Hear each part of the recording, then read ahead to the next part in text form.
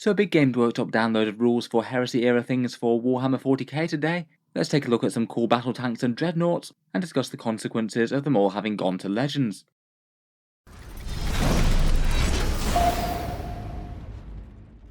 Hello and welcome back to Warspecs Tactics, where today we're talking about Games Workshop's Legends of the Horus Heresy update.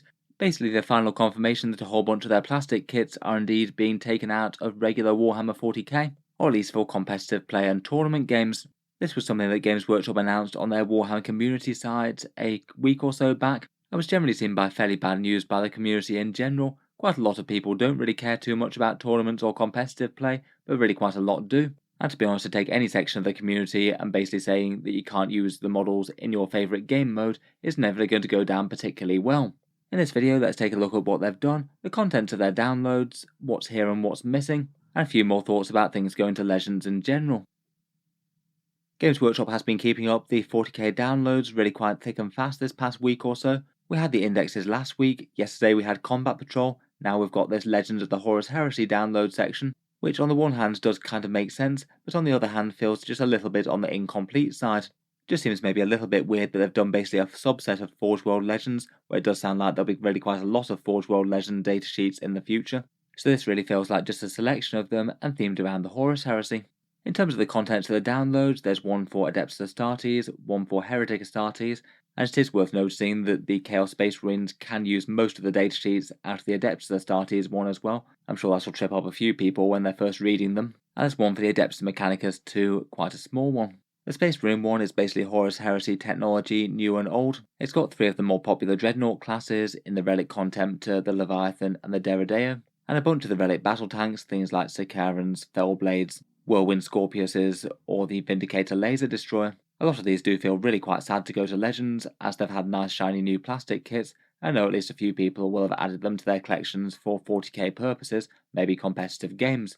The Chaos one, despite being branded as Legends of the Horus Heresy, really feels like it's just general demon engines. There's Decimators, Dreadclaw drop pods, and bigger demon engines like the Chiton Ravager and the Greater Brass Scorpion, and at least to my mind, these datasheets don't really smack particularly of the Horus Heresy to me, and just feel like general things that Chaos might use in 40k, but are a bit more rare. The Admech one is pretty small, there's the Secutari here, and that Terax drill. Games Workshop have kept their download article kind of short and sweet. Their line with Legends is they will still be usable for Crusade and match play games, though they're not recommended for competitive tournament settings, and they basically said previously that they'd be excluded from consideration for any balance passes or things like that. So as the game of Warhammer 40k moves forward, these guys are very much going to get mothballed, with points that might just be out of line with the rest of the game a bit, and they'll probably not be considered too hard when it comes to new codexes that are released. We'll talk about this a bit more at the end of the video. I feel like for plenty playing more casually, it's really not a big deal whatsoever. For people who like to use these in tournaments and things, it's really quite a massive deal to basically have a big section of your collection banned. Today they've basically just released these datasheets for downloads. For some reason there's no points cost at this stage. I thought they'd just update the Minotaur and Field Handbook with them in, but it doesn't look like they've done so yet at least. And as I mentioned, I did feel it was kind of weird that they're basically releasing a whole bunch of Forge World Legends units, but they're not doing all of them yet. There definitely are going to be a bunch more Forge World Legends datasheets. They've pulled a whole bunch of things for things like Necrons, Drukhari, and some of the Tyranid units from their range, so they should be getting some Legends datasheets at some point. Just seems maybe a bit odd that they've decided to just focus on the kind of Heresy era stuff. I guess that they'll all be coming later as other downloads. We also don't have any of the other Legends datasheets for just Warhammer 40k in general, again I suppose that will be later, and we don't have any of the other Imperial Army units that are allowed in match play. They specifically call out Custodes and Imperial Knights here, who will have all their datasheets survive apparently, but also just other datasheets for the other factions that are still going to be in current 40k match play, say different guard variants, tanks, the Space Marine Astrius as a contemporary Primaris super heavy, and other various Xenos stuff that wouldn't really fit in Heresy as they don't tend to crop up that much. Getting into the downloads though, and first up we have this one for the Space Marines. It does seem to be a fairly thorough purge of the remaining Forge World range for the Loyalist Astartes, and as mentioned you can use most of this for Chaos Space Marines as well, just a few things are excluded like the drop pods and the land speeder. Going down the list we've got a whole bunch of battle tanks. That new shiny Kratos has gone here, so is the Land Raider Proteus, though I guess you could just run it as the regular Land Raider datasheet. The Land Raider Achilles is here, the Sicaran tank series, the Whirlwind Scorpius and the Vindicator Laser Destroyer, and the Spartan variants, the Spartan Typhon and Cerberus. I feel like for more competitive play, the Whirlwind Scorpius and the Vindicator Laser Destroyer might be somewhat missed. Every so often they wind up being kind of interesting datasheets with different variants of big guns. The Sikaran tanks have also had their day a bit, like the Arcus often being used for indirect fire at one point. Perhaps some of the biggest losses are going to be to their three big Horus Heresy classes of Dreadnought though, the Derrideo, the Relic Contemptor, and the Leviathan. In particular, the Relic Contemptor and the Leviathan are both kind of fan favourite models, things that have been running really quite a lot of Space Marine armies. Dreadnoughts that look really quite cool, I think, plus have a really quite nice and fun selection of war gear. And over the past editions of 8th and 9th, they've often been at least fairly consistently fairly strong models in game as well. The Relic Contemptors, particularly with the Volkite, have been very strong throughout 9th edition, and the Leviathans were very intimidating towards late 8th when you could field them in Iron Hands. They are at least fairly common units for Space Marine collectors to have in their armies. Otherwise, we've got the Javelin Attack Speeder, the Deathstorm and Dreadnought pattern drop pods, the Terrax Termite Drill with the big drill that can arrive reinforcements in the midst of your opponent's lines, basically all the Space Marine flyers that aren't the Thunderhawk gunship, and the bigger Space Marine super heavies as well, the Fellblade, Falchion, and the Mastodon. Overall, it really is a pretty massive swathe of things going to Legends. The only things that I can see that are on Forge World's list that aren't here are the Astrius as the Primaris Super Heavy from Contemporary 40K, the Thunderhawk gunship as the great big enormous Space Marine flyer, and again that's very much part of the current setting, and also looks like the Damocles Command Rhino doesn't appear to be here either. Not sure if that's just an omission or anything. I would be kind of surprised if it got a Contemporary datasheet, but I guess who knows. Just for the taste of the datasheets, here we have the Kratos Tanks new datasheet. They're done in a very similar style to the Warhammer 40k index ones, except you can see quite clearly they're listed as Warhammer Legends on the top right, in the same way as the Combat Patrols are listed Combat Patrol there.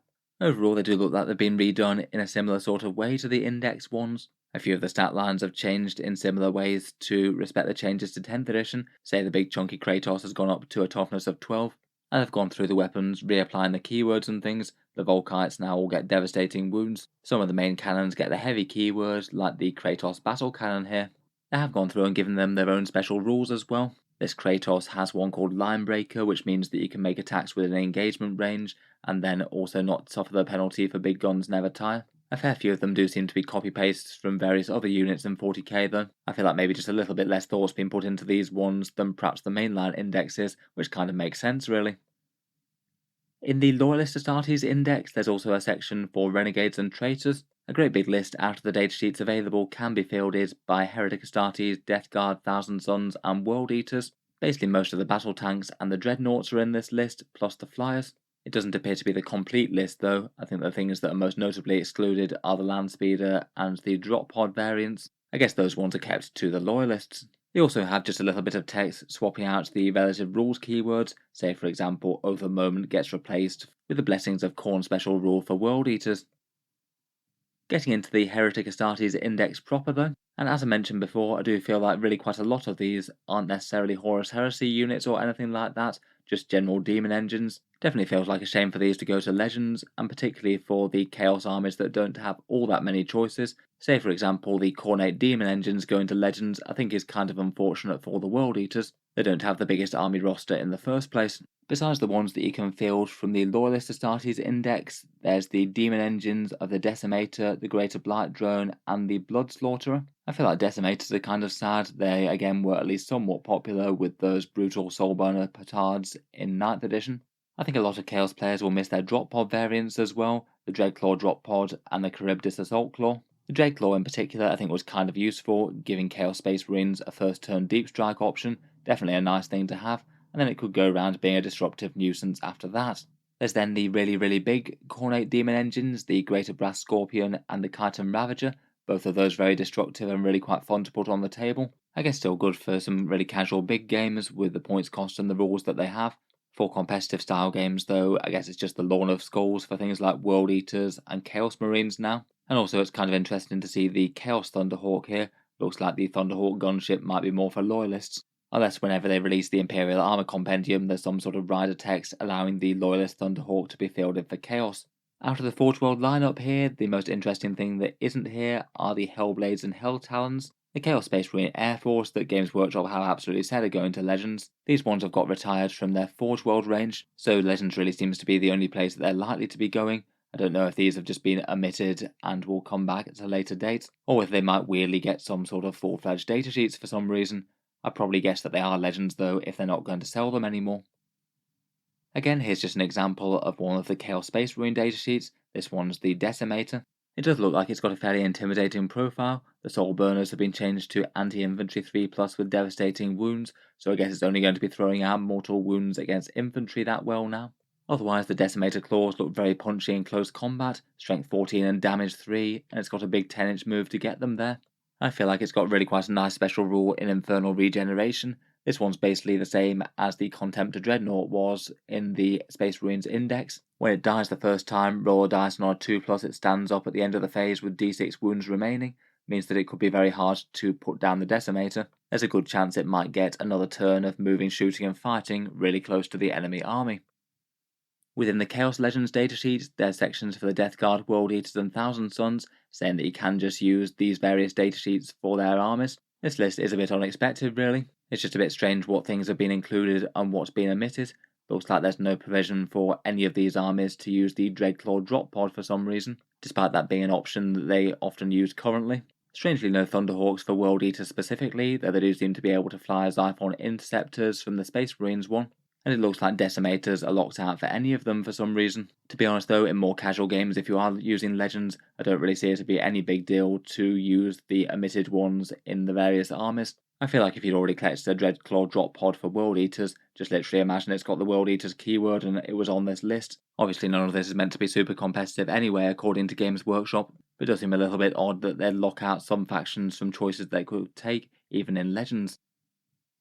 For the AdMech rule section, things are really quite brief. They get the Secutari Hoplites and Peltasts, the Titan Guards Skitarii units, and that Terrax Pattern Termite drill.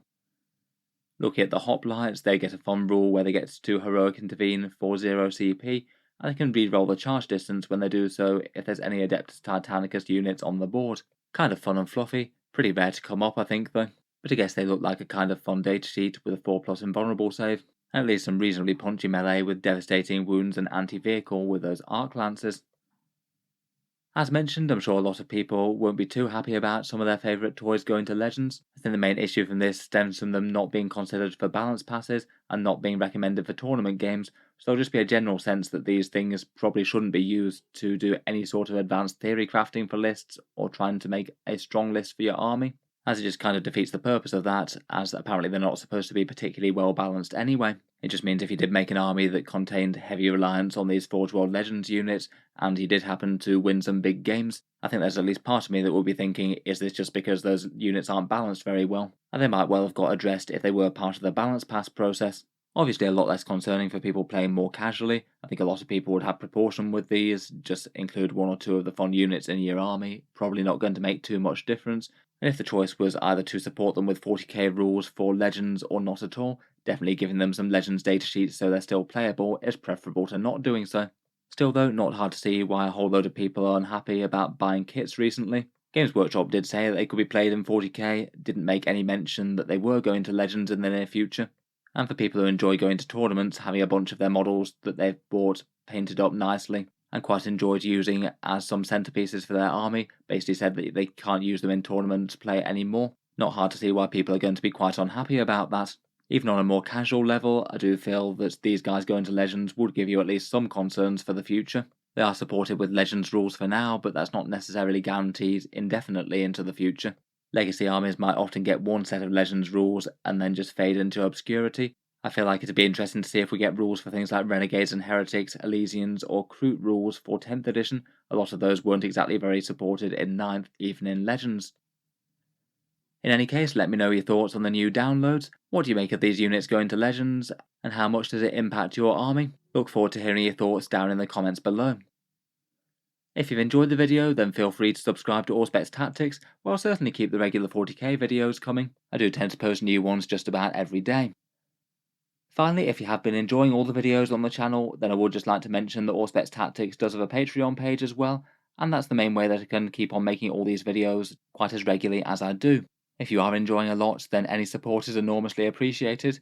Channel patrons do get a fair few advantages, seeing certain videos early, regular votes to see what sort of things come next on the channel, and automatic entry into the regular prize giveaway, with a chance to win some big model kits each month. In any case, a massive thank you for listening, and I'll hope to see you guys next time.